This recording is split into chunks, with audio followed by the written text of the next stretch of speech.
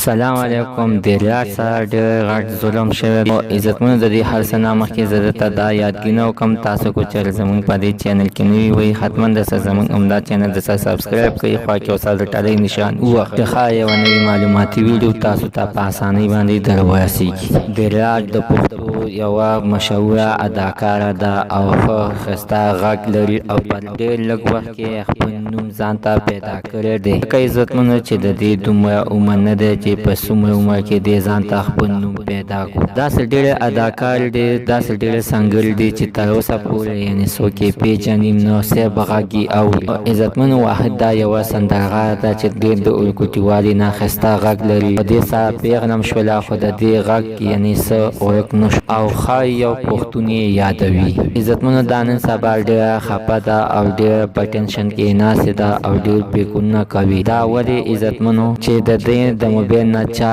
د ځان دپاره د خپل په موبایل کې د ځان دپاره تصویران ایستي وو، د دې د موبایل یعنې چا هیک کو او د دې هغه تصویران خلکو ځان ته خپل موبایل ته واړول. نو هغه منافق کس بیا چې دی نو دا یو د فیسبوک پاڼې ته ورکړله او یعنې د ریاض یې په شرمونو باندې وشرموله. د ریاض وایي که څوک غواړي چې یعنې ما سره واده وکړي او څوک وغواړي یعنې که زه وغواړم چې یعنې واده کوم او زما رشتې دپاره څوک راشي او زمونږ دا تصویران او تاسو وښیي نو شاید چې دې سره زما رشته خرابه شي. ځکه عزتمنو د ریاض ویلي دي چې دا زما د زندګۍ یو سوال دی. ځکه چې موږ څومره منډې تللي وو خو اخر یعنې په اسلام کې واده راغلی دی او واده به کې یعنې تر اوسه پورې یوه ښځه هم بې واده نه ګرځي غیر د نجیبه فیض نه.